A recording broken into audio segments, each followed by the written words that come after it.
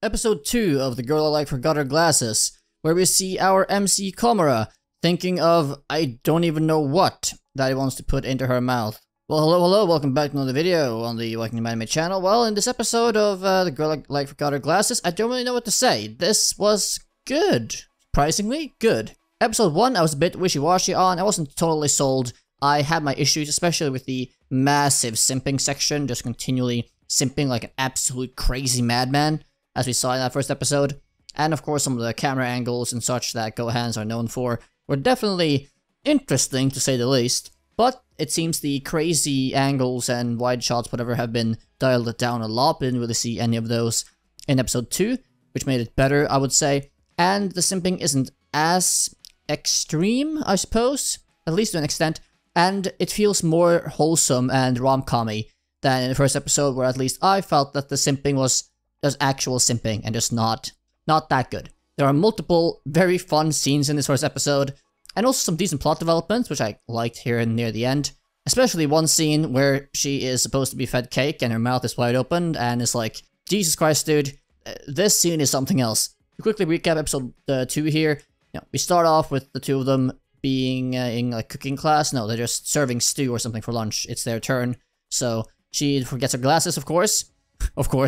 And she basically can't see the difference between how much she is pouring stew-wise, or if she's pouring meat or potatoes or God knows what. And that, of course, creates some cute interactions. After that point, we basically just have more forgetting glasses moments, and we do get a very nice sort of wholesome section where she forgets her glasses after getting off the train on the weekend and gets Komura to go out with her, as they just exchanged lime numbers, of course.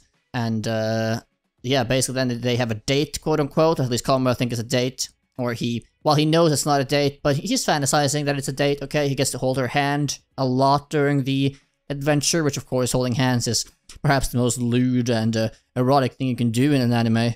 So he's absolutely living life right now.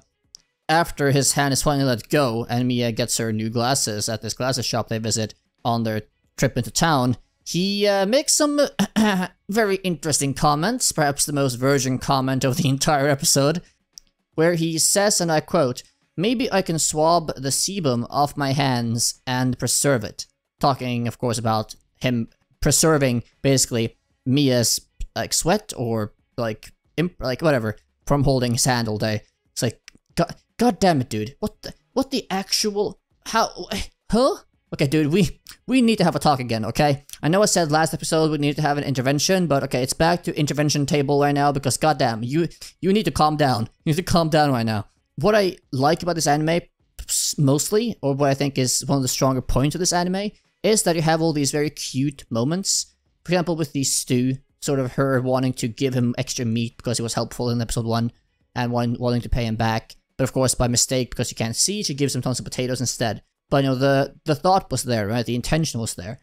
Like all these sort of small cute moments you see in episode 2, I thought were overall nice, and they contribute to the show, and it makes the show really wholesome, and it's like a nice, chill, like fun, entertaining, and wholesome rom-com anime.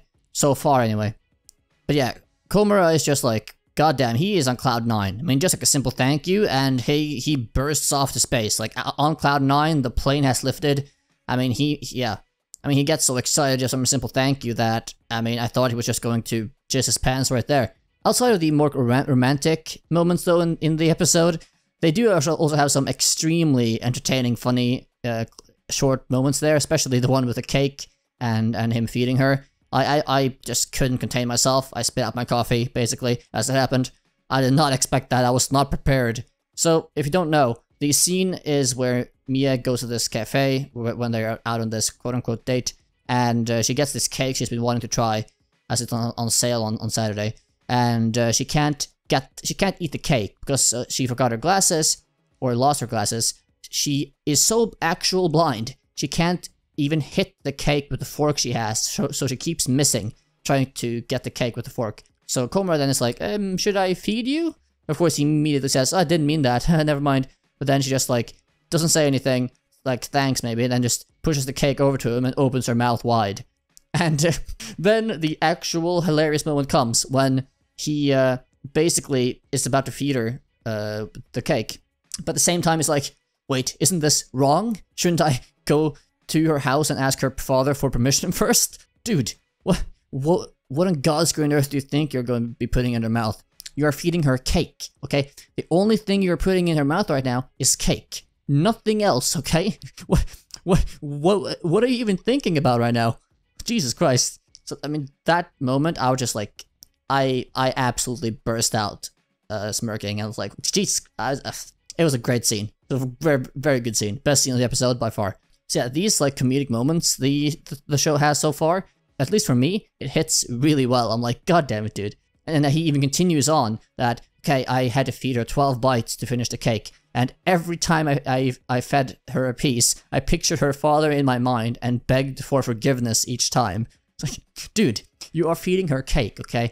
I don't know what sort of fantasy you're having right now on what you're actually feeding her, but again, dude, it's just cake. It's just cake, I swear.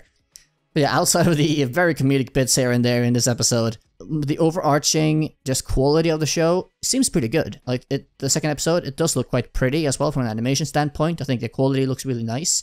And the shots look clean, look crisp, look nice, pretty, nice atmosphere. And the character designs look good, especially like Mia-san and like her hair, whatever else. I mean, it looks really, really, really nice, high quality. But the biggest selling point for me, outside of the humoristic moments, which I can really enjoy for what they are, the biggest selling point for me is just having this overarching plotline that now seems to maybe start developing in this sort of rom-com, will they, won't they, bait and switch that basically you get in every rom-com, right? But in the second episode, of course we know that Komura is head over heels and absolutely addicted to Mia-san. But in the second episode, we actually start getting some developments where Mia-san says to herself, or sort of thinks to herself, oh yeah, I had such a good time with Komura today, him just being so helpful and nice, being willing to go out and help me when I needed help because I lost my glasses. But then she reminisces to herself, wait, I spent the entire day just looking at Komura and nothing else.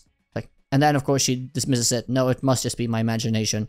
Nothing important of note there, right? But of course that indicating that, okay, maybe she doesn't have feelings for him yet, but maybe she subconsciously likes him and she's starting to maybe develop some sort of thing, right? Towards him.